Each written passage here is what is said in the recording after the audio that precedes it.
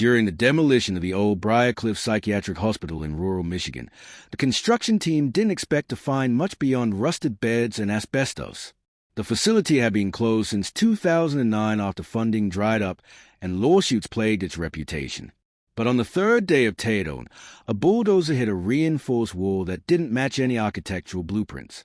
When workers removed the debris, they found something chilling, a sealed corridor behind a wall that should not have been there.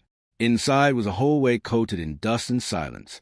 6 small rooms lined one side, each with hospital beds bolted to the floor and leather restraints still affixed. Medical trays with rusted tools sat waiting as if interrupted mid-shift. The strangest part was the freshness of it all. The dust layer was thin. The bed still smelled faintly of antiseptic. In one room, the metal basin held rotted food with a spoon inside. Someone had been here. Recently. Flyod, the site supervisor, called the county sheriff immediately. When deputies arrived, they taped off the corridor and initiated an investigation. What they found over the next 72 hours would unravel one of the most disturbing true crime stories the state had ever encountered. Among the initial evidence recovered were 10 patient files. They were handwritten in tidy cursive on brittle yellowed paper, yet the most recent entries were dated just 6 years prior, 2017. The hospital was supposed to have been empty for 8 years by then. Even stranger, none of the patients' names appeared in the official medical registry. No social security numbers. No next of kin. Just first names, diagnoses, treatment logs, and a single recurring signature at the bottom of every form. Dr. F. Nathan, a detective with the Michigan State Police, was assigned to the case. He'd seen his share of grisly investigations, but nothing like this. He was methodical and quiet, but there was a sharpness in him, like he was always 2 steps ahead. Nathan interviewed Flyod first. You ever hear anything weird when the site was still abandoned? People sneaking in, teenagers, vagrants. Flyod shook his head. We had some kids break in a few years back. Left beer cans and spray paint on the 3rd floor. But no one ever mentioned this corridor. We didn't even know it existed. Nathan nodded and walked the hallway again. Something about it disturbed him. There were no windows. The light bulbs had been removed from every fixture. One of the rooms had deep claw marks on the inside of the steel door, as though someone had tried to scratch their way out. On the 5th day of the investigation, they found the tapes. 6 VHS cassettes in a sealed box, marked only with patient numbers. They were brought to a local lab, digitized, and reviewed by the team. The footage was grainy, but it showed everything. In the first tape, a young woman named Elsie sat strapped to a chair, rocking back and forth while a voice off camera asked her repetitive questions. Do you remember your name? Do you remember the water? Do you remember the hour? She would nod, flinch, then whisper, "He's still here." In another video, a boy named Caleb sobbed uncontrollably while being injected with something yellow from an unmarked vial. He kept saying, "Please, I'll forget. I swear. I'll forget." There were 10 patients on tape, each subjected to psychological manipulations, fear conditioning, and sleep deprivation. And behind the camera, always, was the same voice. Calm, cold, controlled. Dr. F. Francis, a local journalist with a reputation for digging where others wouldn't, caught wind of the investigation. She'd been chasing rumors of Briarcliff for years, odd mentions in civil suits, missing persons report from the 2000s, and whispers that the state shut the place down faster than it should have. She reached out to Nathan directly. "I've got files," she said over coffee, "from a whistleblower who used to work the admin side.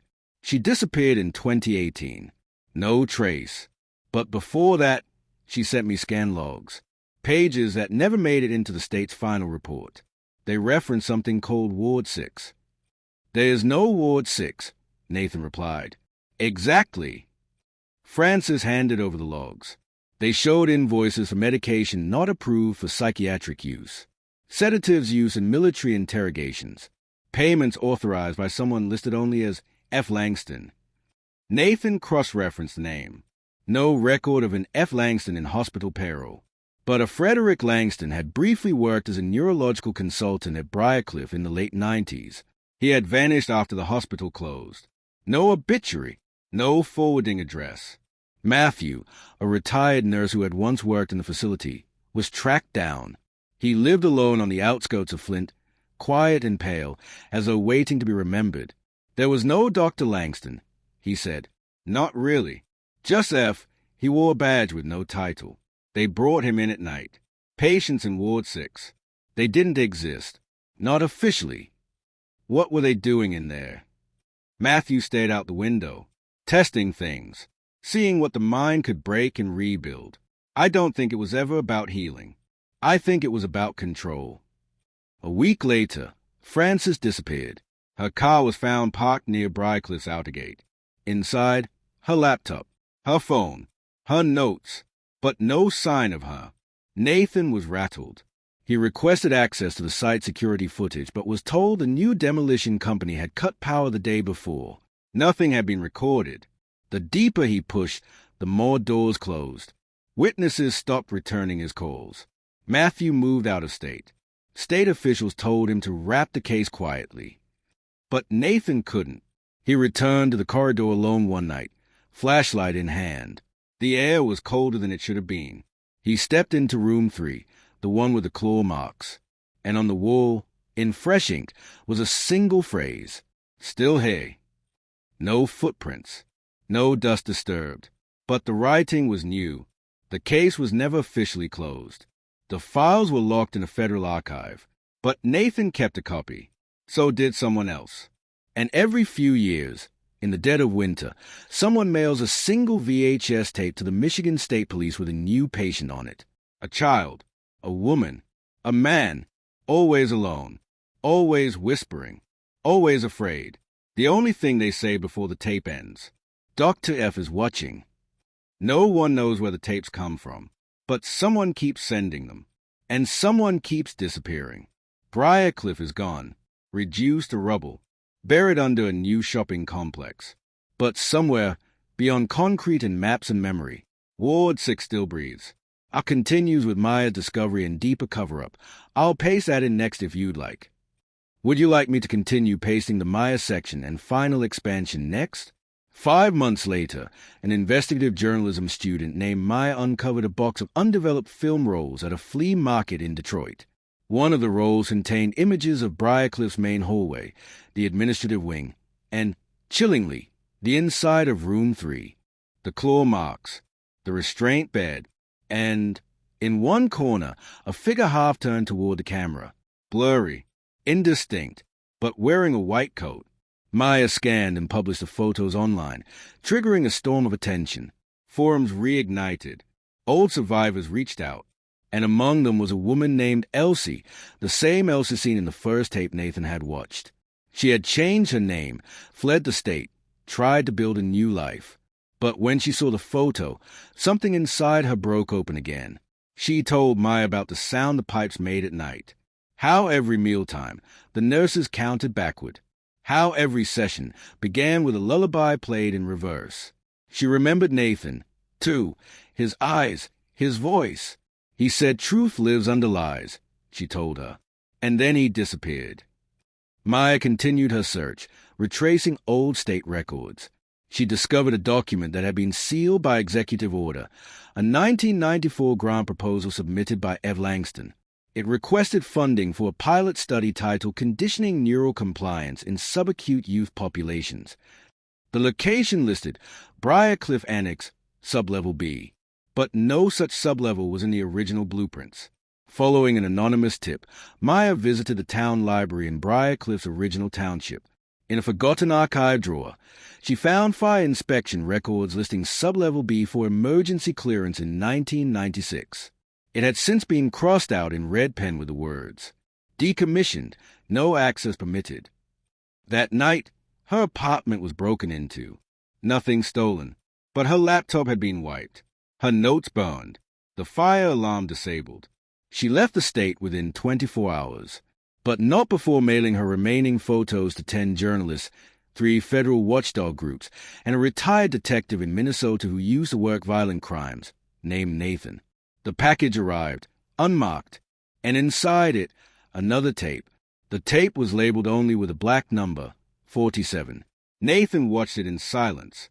It opened with static, then flickered into grainy footage of a room dimly lit by a single hanging bulb. A young woman sat in the center, hands bound, lips trembling. It was Maya. She looked directly at the camera and whispered, "I found it. I found the sublevel. It wasn't demolished." A distant sound echoed, something metallic dragging across concrete. Her eyes darted toward the corner of the frame. There were stays beneath the foundation. The corridor goes deeper than anyone knew. It connects to something older. Maybe it predates Briarcliff. Maybe it was built for Briarcliff.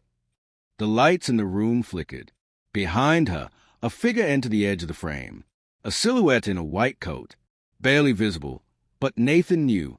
It was him. Dr. F. Maya turned back to the camera one last time.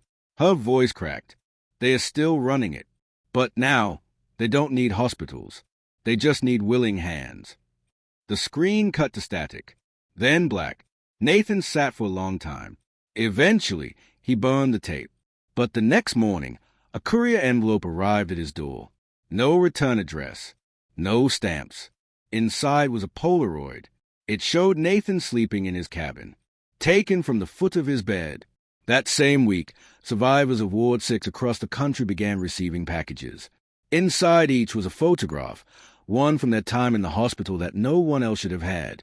On the back of each photo, the same message: "We remember you." So do they. The story never reached the mainstream press. Too fragmented, too unbelievable, too dangerous. But the survivors? They knew. The ward was gone, but the design lived on. In clinics, in labs, in silence. Every now and then, a new tape appears. A new case gets sealed. A new name gets erased. The official line is, Briarcliff Psychiatric Hospital was shut down in 2009 and demolished in 2023. But if you ask the right people, if you whisper in the right places, they'll tell you, Ward 6 was never shut down. It just changed its name. And someone is still watching. They called it the Blueprint Project. Not because they had blueprints of the new facility. They didn't. But because they were determined to create a path forward, a design for exposing a horror that had replicated itself under different names and contract across state lines. Clara had already mapped part of the interior, the intake room, the staging wing, and one of the audio reconditioning corridors. But the center of it, the place where children were truly broken, was still off-limits. Badge protected. Access restricted to a rotating crew of 4 senior personnel who rarely spoke and never stayed more than 48 hours. Maya's job was to make it public. She didn't just write articles anymore. She built firewalls, created mirrored archives, and planted dead man switches on multiple servers. If anything happened to her or Clara, the files would dump automatically to over 1,000 inboxes worldwide: journalists, researchers, advocates, and rogue whistleblowers. But they needed one more thing. A face. A moment. Proof that couldn't be ignored. They chose a date. April 12th. That's when the next supplier's shipment would arrive, when the security logs were most distracted, when Clara would have access to the central observation wing. Inside her pocket that day was a micro camera sewn into the inner lining of her medical scrubs. At 2:17 p.m., Clara entered Wing C, pretending to respond to a medical code. At 2:19 p.m., she walked past Room 6, and what she saw through the observation glass stopped her cold.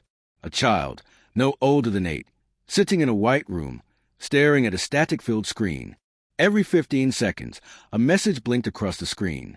"You are safe because you forgot." Behind her, someone cleared their throat. Clara turned. It was a supervisor, but it wasn't just any supervisor. It was someone she hadn't seen in 20 years. Someone who should have been gone. Someone she'd watched disappear. Nathan. But older. Hollow-eyed. Wearing a Palisade badge. He looked at her for a long time. Then whispered, "They didn't break me. They rewrote me."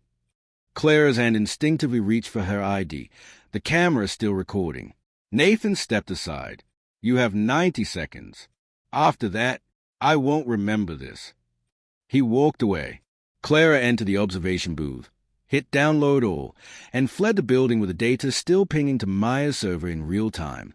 By 3:14 p.m., Clara had vanished.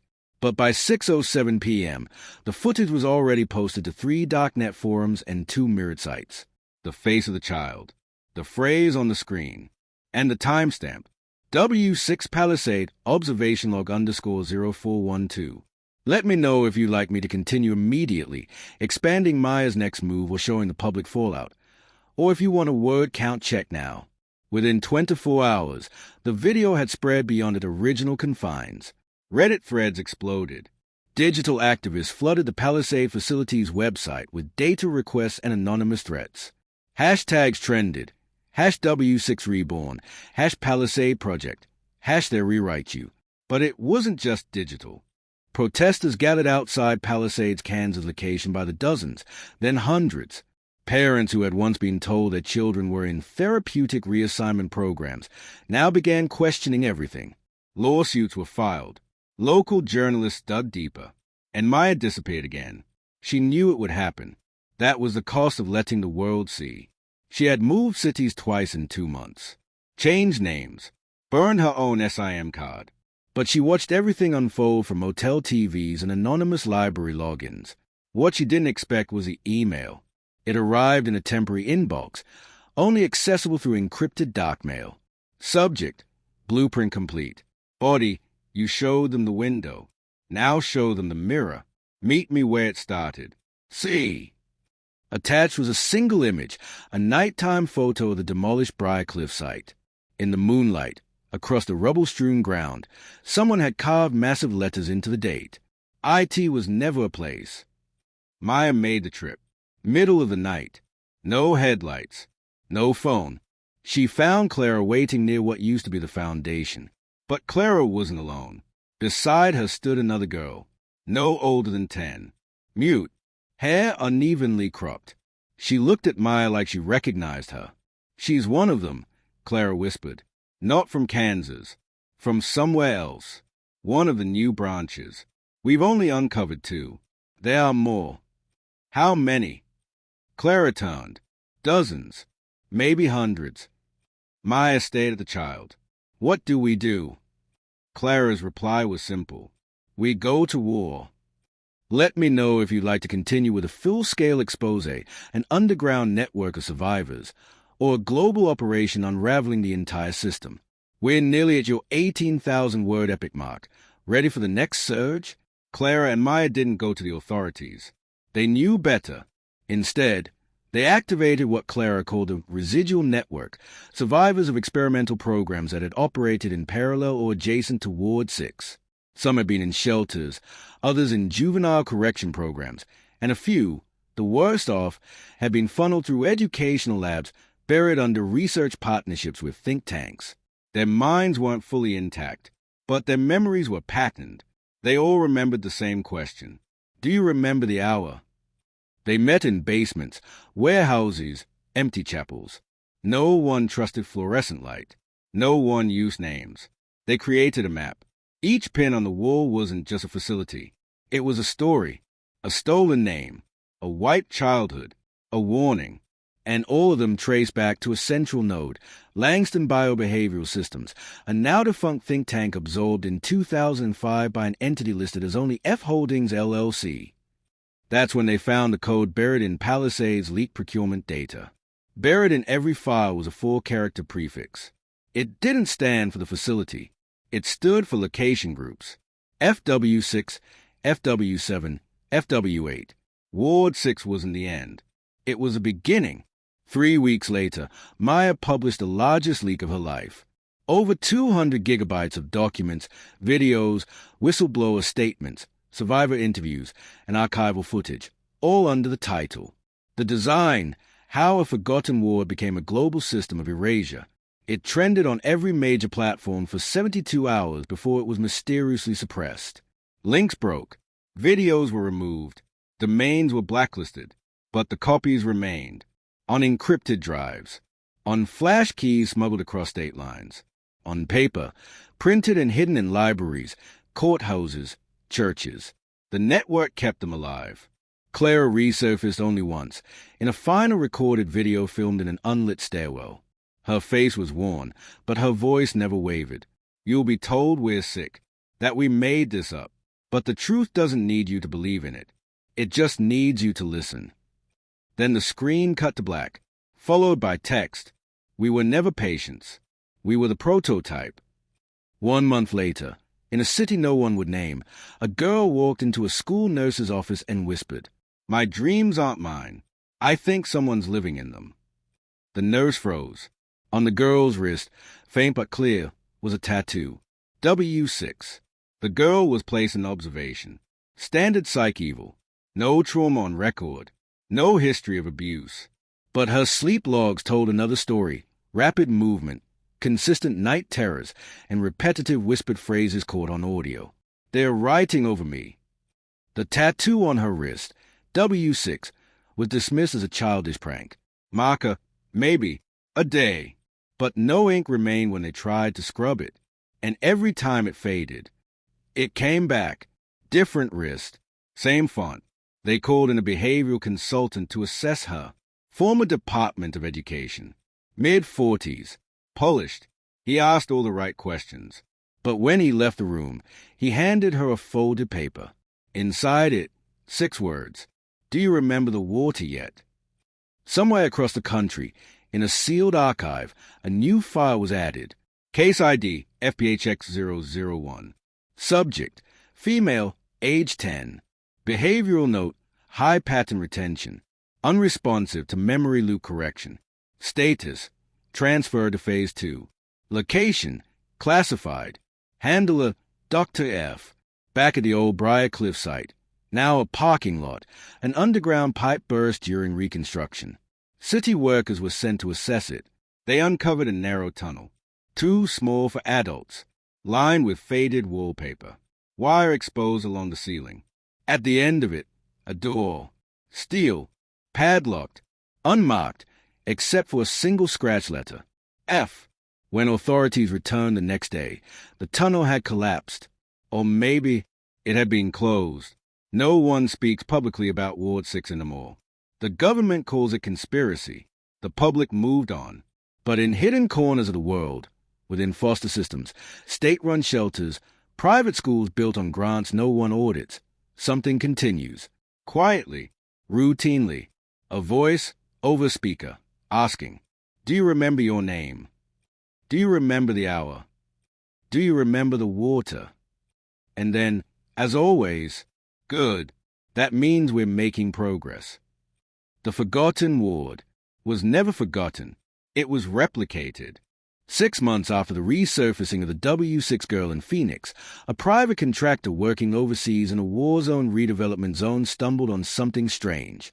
The site, located beneath a decommissioned military base in Eastern Europe, was meant to be converted into a data storage facility.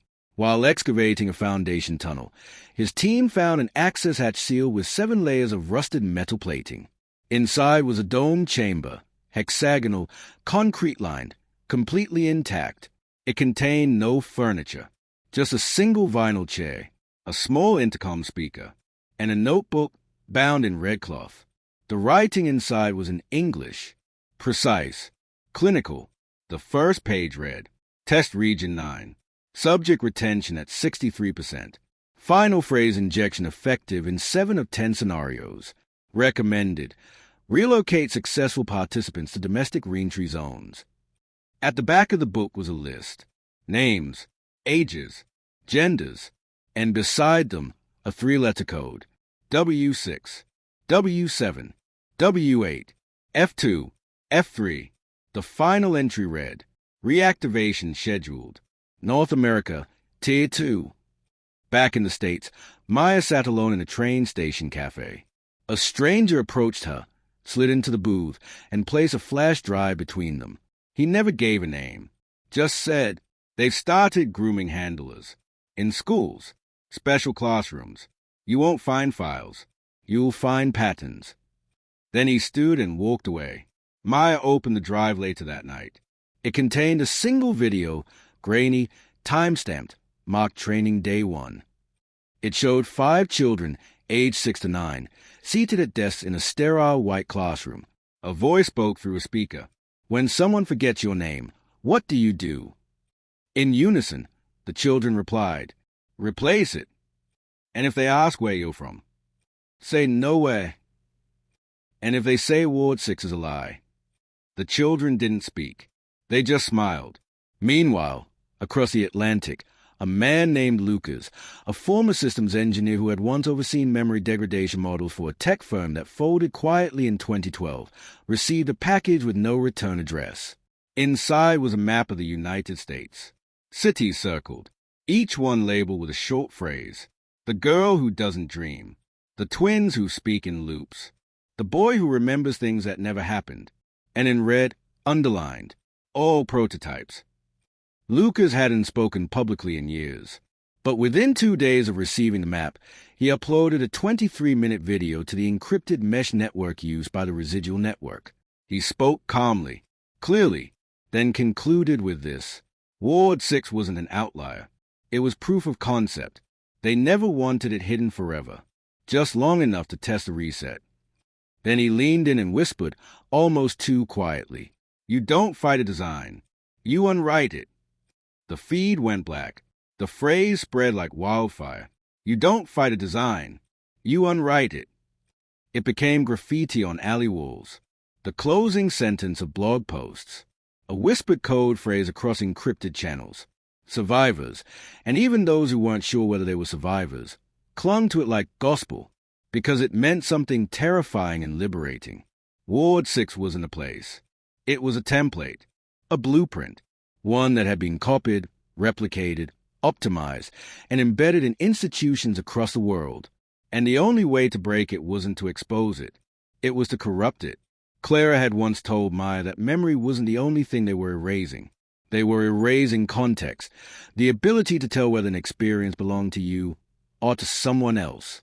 Imagine waking up knowing how to fear something, she'd said, but not knowing why. The network began fighting back through counter-design, not resistance, distortion. They leaked false tapes among the real ones, tapes that altered key phrases, inverted trigger responses.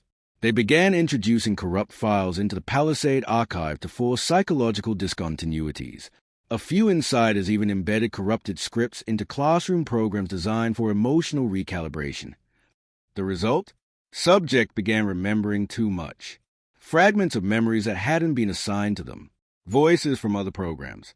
Instructions meant for different conditioning cycles. One girl, age 9, began sketching diagrams of a chamber in Belarus she had never seen. Her foster family thought she was imagining things until they searched the coordinates she scribbled in her notebook. They led to an underground vault, sealed for 30 years. It wasn't just children. Adults who had spent time in experimental behavioral wellness clinics decades earlier started reporting similar phenomena. Deja vu dreams and looping phrases. Memories of hallways they had never walked. And always, the moment of recognition came with a sensation none could explain. The smell of antiseptic. The faint sound of dripping water. The color white. In a final act of retaliation, a small faction of rogue engineers broke into an experimental AI lab in Canada believed to be testing behavior prediction algorithms on W6 survivors. What they uncovered wasn't just data, it was an interface, a design toolkit. With it, handlers could simulate a subject's neural imprint and apply real-time prompt to trigger reactions, generate memory confusion, even implant scripted responses for interrogation purposes. The lab was funded by F Holdings LLC. When Maya saw the interface, she didn't blink. She turned to the group and simply said, "We're not leaking this. We're using it." That was a turning point. The survivors no longer just defended themselves. They began writing their own code, one that didn't break people down, but unwrote the trauma, one designed not to erase memory, but to anchor it. It began as a whisper, then a pulse, then a signal, and slowly, without warning, Ward 6 began to forget itself. 2 years after the first modern-day W6 footage went public, a woman stood in a quiet gallery tucked inside a museum in northern Michigan. She wore a gray scarf, sunglasses, and held the hand of a girl who couldn't have been more than 12. The exhibit was called Fragments. It wasn't popular. No press covered it. It was funded privately and curated anonymously. The room was sparse, white walls, white benches, white noise piped faintly through hidden speakers. On the walls, Photograph of empty beds, claw-marked doors, flickering lights, and one grainy still of a child staring into static. In the center of the gallery was a single audio station. No label, no introduction. Visitors were simply instructed to press play. When they did, a child's voice would whisper, "I remember the water. I remember the hour. I remember who I was before you tried to change me." Then silence. Then a final voice, Clara's, saying, "We are not forgotten. We remember ourselves." Outside the museum, Maya stood in the snow and looked toward the horizon. She hadn't seen Clara since the day they leaked the toolkit. She doubted she ever would again. People like them weren't meant for closure, but they were meant for witness. The little girl beside her tightened her grip. "Did you really used to be part of it?" she asked. Maya hesitated, then knelt. "I wasn't part of it. I was trapped inside it, and I promised I'd never let it grow again." The girl nodded slowly. Her fingers reached into her coat pocket and pulled out something old, faded, worn. A laminated name tag. W6, Training Initiative. The girl let it fall into the snow. They didn't speak after that. They didn't have to. And somewhere far away, in a forgotten server room powered by backup generators, an old loop tried to restart. "Do you remember your name?" No reply. "Do you remember the water?" No reply. "Do you remember the hour?" No reply. Only static. Only silence. Only a screen that flickered once and never again. The forgotten ward. Erased not by force, but by memory. Not just remembered. Rewritten.